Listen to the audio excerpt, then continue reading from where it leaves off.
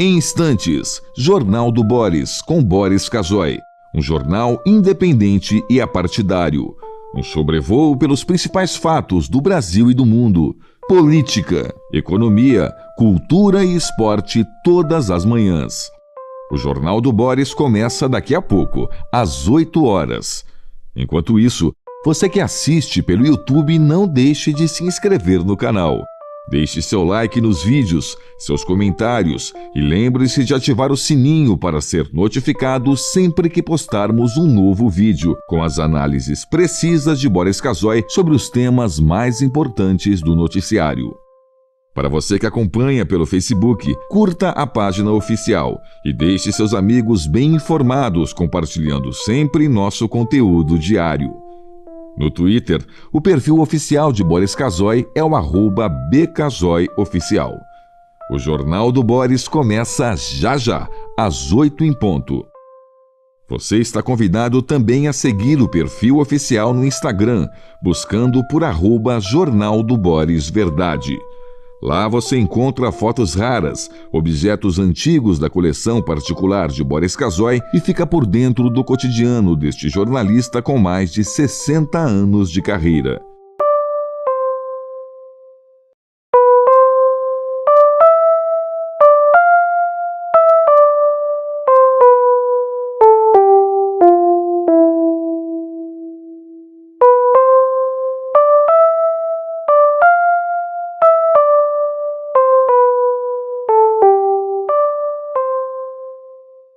Em instantes, Jornal do Boris, com Boris Casoy.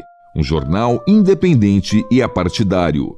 Um sobrevoo pelos principais fatos do Brasil e do mundo. Política, economia, cultura e esporte todas as manhãs. O Jornal do Boris começa daqui a pouco.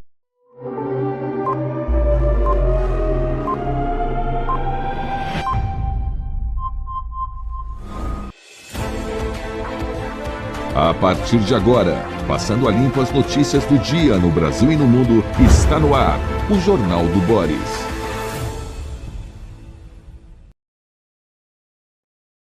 Bom dia, muito bom dia. Está no ar o Jornal do Boris.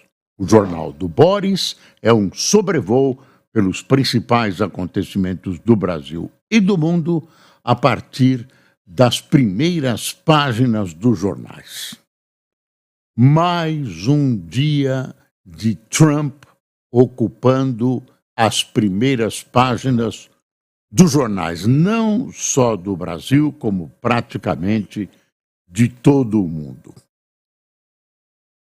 As conjecturas sobre uma atuação dele como presidente da República são as mais variadas.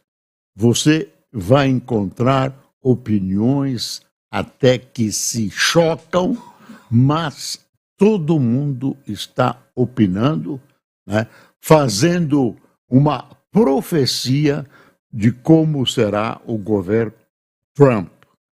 Existem experiências anteriores, né?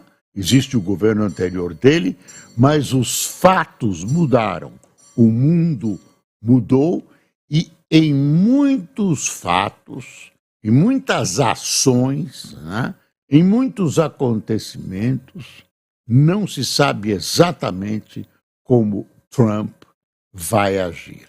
Ele é um homem imprevisível, sobe com muito poder e há algumas coisas que o mundo deve temer mesmo, mas discurso de campanha é uma coisa e quando o presidente senta-se naquela cadeira, as coisas mudam. As coisas mudam, isso é sempre. Nem sempre o que ele promete, nem sempre o que ele quer fazer, nem sempre os seus desejos podem ser realizados ante o correr da carruagem. Então, a gente tem que esperar as coisas assentarem. Já existem até nomes que ele poderá indicar, etc, etc. Tudo especulação. Até porque os resultados oficiais ainda não saíram. Continuava, durante a madrugada, a apuração, lentamente, etc, etc. Embora já se saiba, e não há dúvida nenhuma, que os resultados sobre se ele será ou não presidente da República já estão mais do que consolidados. A candidata Câmara já fez um discurso, tão até bonitinho, tudo porque estão guardando essa sequência de fatos que caracteriza, né, a democracia, que são essas ações simbólicas, teatrais, um telefona para o outro, a Câmara dá parabéns para o novo presidente, tem todo esse mise-en-scène, como gosta de dizer o Estadão, esse teatro que faz parte das solenidades que acompanham a democracia. A democracia também obedece a uma série de formalidades e, dentre essas formalidades, estão essas aparências que cercam uma transmissão lenta, é claro, de poder nos Estados Unidos e em qualquer país do mundo. Tem que pôr a faixa. A Câmara, por exemplo, que é presidente do Senado, nos Estados Unidos, o vice-presidente da República é o presidente do Senado. E a vice-presidente é a Câmara, portanto, ela é a presidente do Senado americano. E é a presidente do Senado, é o presidente do Senado que comanda o juramento, comanda essa formalidade obedecida para a posse do novo presidente da República. Então teremos a presidente do Senado, Câmara, adversária do Trump, impondo-lhe a faixa de presidente, de novo presidente da República. Apenas um fato pitoresco. Ele deve ter maioria no Congresso, na Câmara e no Senado. Quer dizer, ele entra com força total.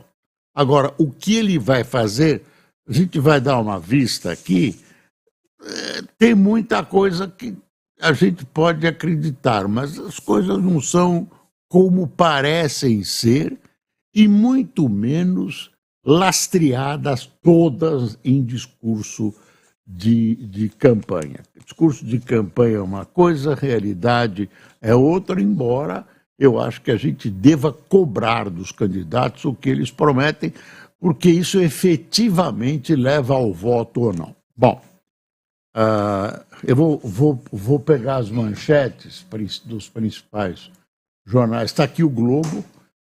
Vitória triunfal dá superpoderes a Trump e reconfigura a agenda global. Até aí eu vou, não tem nem dúvida. Reconfigura. A gente não sabe exatamente para onde. Republicano controla governo e Congresso nos Estados Unidos e amplia influência em tempos de guerra e crise do clima. Tá bom, isso que é uma coisa genérica, não tem dúvida que deve ser assim. A gente não sabe qual a intensidade disso. Os motivos do avanço sobre o voto democrata americano, os impactos da economia interna mundial e no Brasil, os efeitos para Lula e a direita brasileira. Está aí o Trump, estão aí as análises que o Globo promove para os seus leitores, tentando desvendar como será o futuro com Trump. Aí, deixa eu ver um pedacinho do texto. Mais do que o resultado, a forma avassaladora com que Donald Trump conquistou sua vitória eleitoral nos Estados Unidos fará com que volte à Casa Branca mais poderoso, ampliando o potencial dos efeitos do seu segundo governo. além de maioria no colégio eleitoral, 295 delegados conquistados até o fim da noite de ontem, com a apuração ainda não terminada. Ele fez o Partido Republicano bater os democratas do voto popular, o que não ocorria há 20 anos. Conquistou a maioria no Senado e deverá também manter o predomínio na Câmara, abrindo assim uma avenida para aprovar projetos no Congresso. Reporta da Filadélfia o enviado especial Eduardo Graça. No âmbito externo, o atual contexto geopolítico aprofunda a relevância de seu retorno. O apoio militar à Ucrânia na guerra contra a invasão russa tende a ser reduzido. Isso eu acho que é verdade. Isso é verdade. Pelo menos ele diz. O Zelensky recebeu o nome dele todo feliz, tudo. Não é verdade, né? É teatro, né? A participação americana em acordos climáticos internacionais também está na mira. Uma das plataformas de Trump foi definir os alertas para a crise do clima como uma narrativa ideológica de seus adversários e incentivar a exploração de fontes de recursos mais danosos ao planeta, o que é promessa de campanha. Pronto. Está aí, pelo menos, o que o Globo colocou. Aí se vai lendo, se vai vendo que são as mais diferentes e até contraditórias colocações. Olha aí o Chico Caruso. Surpresa, eu não fui. Olha aí. Deixa eu continuar com o capítulo Trump. Deixa eu pegar aqui a Folha de São Paulo e o Estadão para completar. Está aqui. Trump volta com apoio popular e força no Congresso e Judiciário. Aos 78 anos, o republicano é o mais velho a chegar à presidência. Eleito, terá maioria no Senado e pode dominar a Câmara. Lula envia felicitações e bolsonaristas sonham com anistia a ex-presidente. Lula cometeu um erro político, mais um dos seus erros no campo internacional, fazendo críticas. Vou mostrar para você daqui a pouco. Tem um artigo do Expan no Valor, que eu separei para você, mostrando as frases dele numa entrevista à televisão francesa. Aqui a Folha, uma visão mais ideológica. Trump é eleito em guinada à direita. Republicano se torna segundo americano a retornar à presidência após derrota.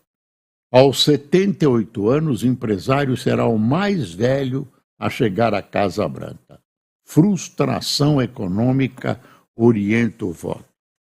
É isso mesmo, tem muita frustração econômica com os democratas, o que levou, e os votos nos estados pêndulo mostram isso, levou as pessoas a votarem a favor de Trump e basicamente contra os democratas. A Câmara não apresentou nenhuma ideia mais profunda para resolver alguns aflitivos problemas da classe trabalhadora dos Estados Unidos. Aquele American Way of Life que os americanos querem de novo, querem de novo, e que agora constatam que foram perdendo nos sucessivos governos e nas sucessivas mudanças do mundo. Olha o que eu disse. Deixa eu te mostrar o Valor.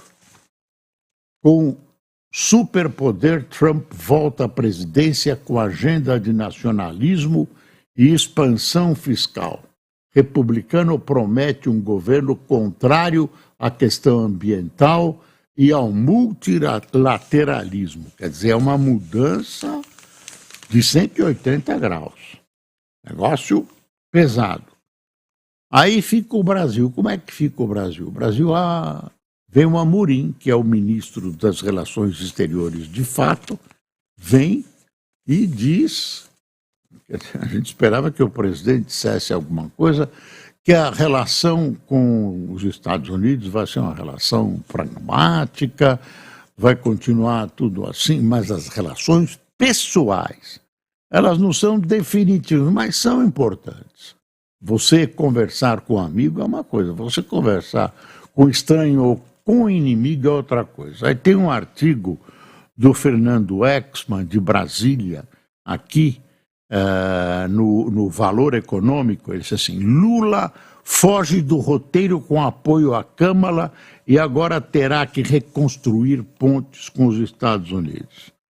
Tem uma série de coisas que ele disse, inclusive ele começa dizendo que não pode se imiscuir em assuntos internos dos Estados Unidos, por isso ele não vai falar, e aí ele fala.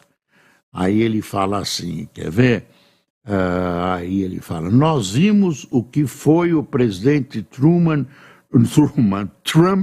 olha eu com o presidente Truman na cabeça. Presidente Trump, no fim do seu mandato, fazendo aquele ataque ao Capitólio, uma coisa que era impensável de acontecer nos Estados Unidos. Isso é o Lula, hein? Porque os Estados Unidos se apresentavam ao mundo como um modelo de democracia, e esse modelo ruiu.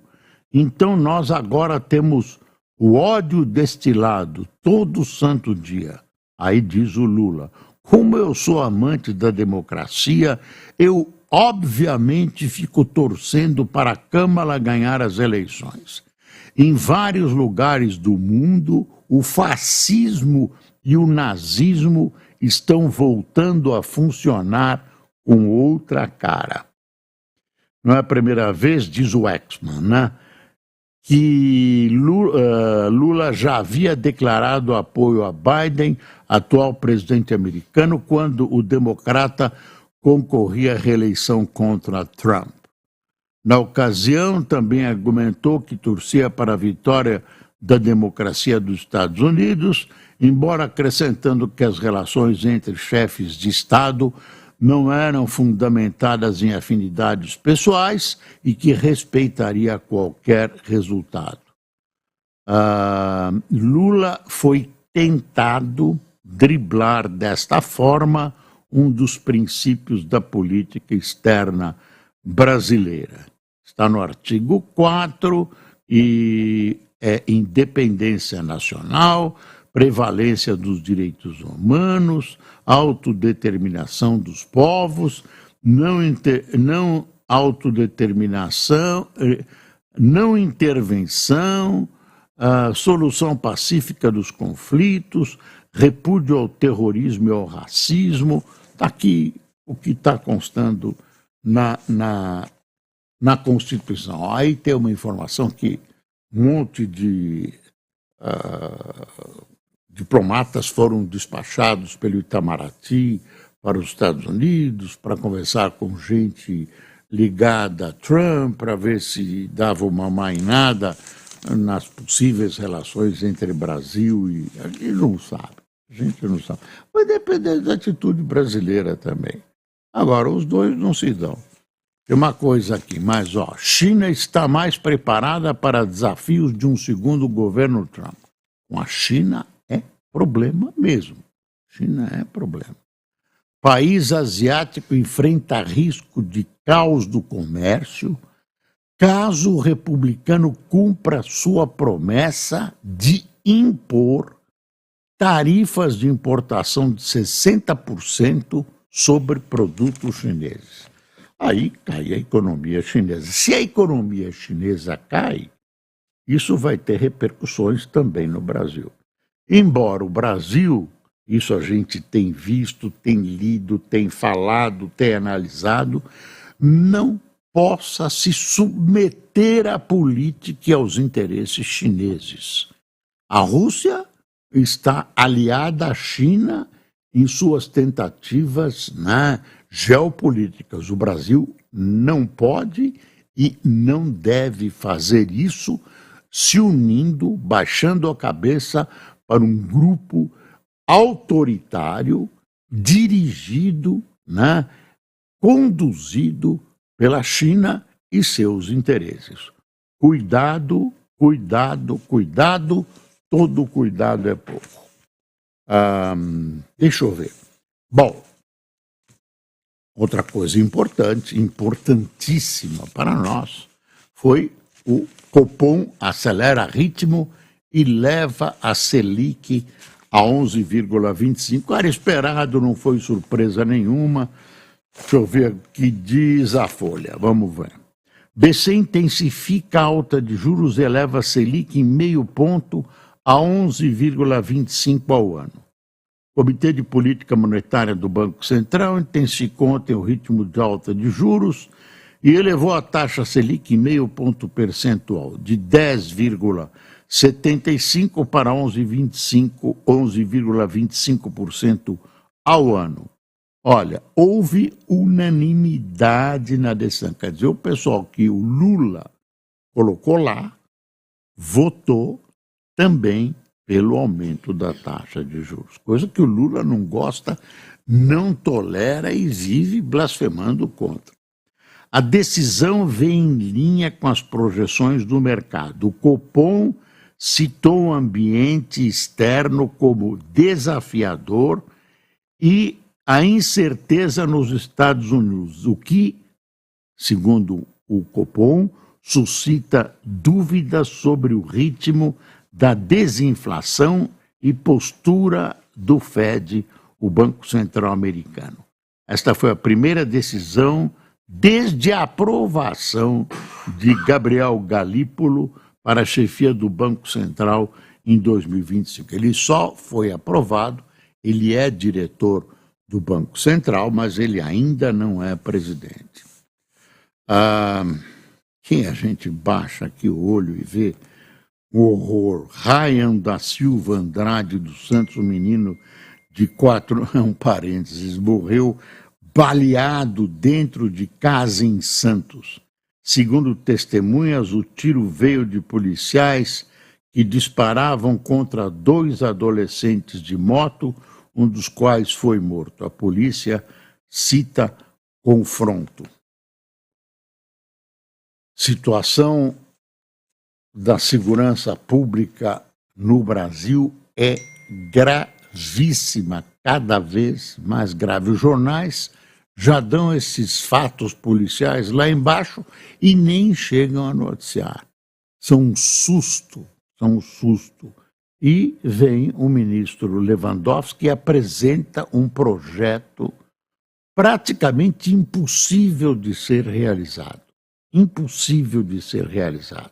O momento político não permite. Claro que eles estão lá no poder, eles sabem exatamente que os governadores não aceitariam a diminuição do seu poder, etc., etc. Existem as questões dentre as próprias polícias, a ideia das polícias de garantir o seu poder através da Constituição, isso não é tão fácil assim. Agora, existe uma série de medidas. Mexer nos códigos, apertar a prisão, que dizem que é coisa de direita e de extremista, apertar a prisão. Onde é que já se viu um sujeito que tem 2, 3 assassinatos, está livre nas ruas? É a lei. Façam-se outras leis. Que história é essa? Mas direitos humanos não é isso. Direitos humanos é o respeito à lei. Né? Respeito à lei. Né?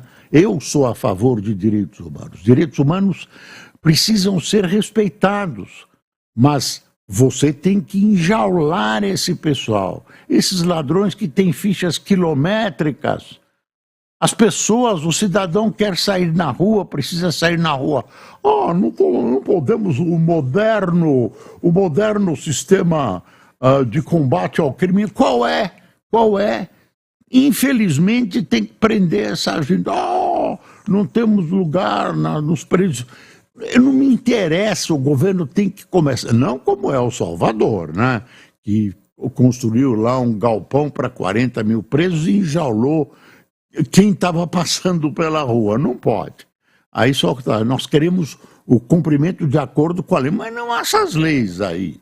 Não dá. O Código Penal, se fosse cumprido, embora de 1900 da década de 40, ainda é muito bom. O código, o código que rege o cumprimento das penas é que é muito ruim, com toda a legislação que veio depois, tolerante, cada vez mais tolerante. Vê o ministro do Supremo e proíbe a ação da polícia nos morros das favelas cariocas. Tem que dizer comunidade, agora não pode dizer favela. Eu falo favela, estrepe-se quem quer comunidade, fala comunidade quem quiser. Eu estou irritado com essa história, porque eu quero ter, como todo mundo, o direito de sair na rua e voltar para casa. Não ter um menino de 4 anos morto dentro de casa, tiroteio. Aqui não é faroeste, gente. Que história é essa? Bom, aí tem a história que o Haddad diz que vai sair ainda hoje, dos cortes, a coisa está bem low profile, calma, ritmo lento e tal. Aí, de repente, eu topo ontem com um artigo do Vinícius Torres Freire na Folha, que analisa o plano de Haddad e Tebet. Ajuste estrutural fica para um dia. Contas estarão doentes, mas dá para conter a crise. Você pode conter melhorando a fiscalização sobre coisas que acontecem estranhas na Previdência, gente que está recebendo indevidamente, outras fraudes nos exames médicos, etc., etc. Mas tem alguns números que são números que o Vinícius colocou, assustadores. Olha, eu vou apenas apresentar alguns para você porque eu fiquei assustado. Nos últimos 12 meses, a despesa do governo federal em termos reais, descontada a inflação, somou 2,32 trilhões, sem precatórios de pessoal, custeio e capital foi 2,22 trilhões. Vamos considerar aqui a despesa sem precatórios. É apenas um exercício para facilitar a discussão. Precatório é outro rolo grande, diz ele. Não há juros nessa conta que são pagos com mais dívida. Aí a receita de 2,1 trilhões, a despesa aumentou 211 bilhões, mais de 10,5% em um ano, um espanto. O aumento do gasto com a presidência, aposentadoria, pensões, auxílios do INSS equivaleu a 19,2% do total desse aumento. O aumento do gasto com BPC, o benefício de prestação continuada, foi equivalente a 6,3% do aumento total. São benefícios para idosos e deficientes pobres. É impossível conter esses gastos de imediato, a não ser reduzindo o reajuste do piso do INSS, que é um salário mínimo, ou apertando a concessão, evitando fraudes, por exemplo. Difícil sair grande coisa por aqui, além de um limite para o BPC. Despesas com saúde e educação, obrigatórias e discricionárias, aumentaram 69,6 bilhões.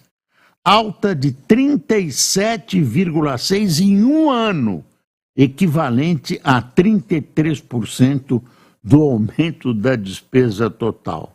Está vendo? É difícil, né? Você não vai tirar. O governo tentou um golpinho, né, com o seguro-desemprego e tal. Ministros ameaçaram se de um golpinho mesmo. Tomar uma graninha, quebrar um direito, não sei como é que vamos resolver isso. Para o empresariado, tem uma notícia aqui no Valor. STF valida o uso de créditos de precatórios para pagamentos de dívidas de ICMS. Decisão foi dada em julgamento no plenário virtual sobre a lei do Estado do Amazonas. Então, atenção vocês, informem-se disso. Supremo julgará a imunidade de ITBI com repercussão geral. Essas coisas interessam mais diretamente aos senhores empresários, mas acabam se refletindo em todo o mundo, porque determinam mais ou menos empregos. Aí, deixa eu ver uns títulos aqui. Tem uma coisa assim: Exército baixa diretrizes para conter contaminação política. Olha o editorial do Estadão. Americanos escolhem o populismo autoritário. Trump provou que americanos estão realmente aborrecidos com o establishment que os democratas bem representam. Ele ganhou amplo poder, mas terá pouco tempo para mostrar serviço. Olha aí a história das emendas. Após pacto mediado pelo STF para dar fim à crise entre governo e legislativo, emendas parlamentares mudam para ficar como estavam, exatamente como o Congresso queria. Isso é uma vergonha, isso é uma... Vamos esperar o pacote, Transparência não foi questão decisiva em projetos e emendas. Aí, mas muito mesmo de análise, e o momento merece, do Trump, instabilidade, dólar sobe, desce, né? Essa areia movediça sobre a qual se move a economia mundial e especialmente a brasileira. Olha aí quem tomou cafezinho conosco. Maria Virgínia, Ivan Melo, Beni Salles, ou Beni Salles, Giovana Rea, Hélio Barbosa, Gina Chambock, Luizir Bundihack, Arlene, é isso, Luizir? Arlene Biso, Cleuson Viana, Rivailton Silva, Lauro Arruda, Jamerson Cogo, Marcos Etrim, Iraci Pacheco de Bagé, Ildemar Pastre de Cascavel, Davi Alecrim de Mogi Guaçu e Altivir Chiarello de Barra Velha. E sobrou um monte de coisas do Elon Musk, que vai ser uma figura importante no governo Trump, etc, etc. A gente vai falar ainda amanhã, durante a semana, vai ter muito tempo. Para você que nos acompanhou, muito obrigado por sua atenção. Não se esqueça, é cada vez mais necessário. É preciso passar o Brasil a limpo. Bom dia.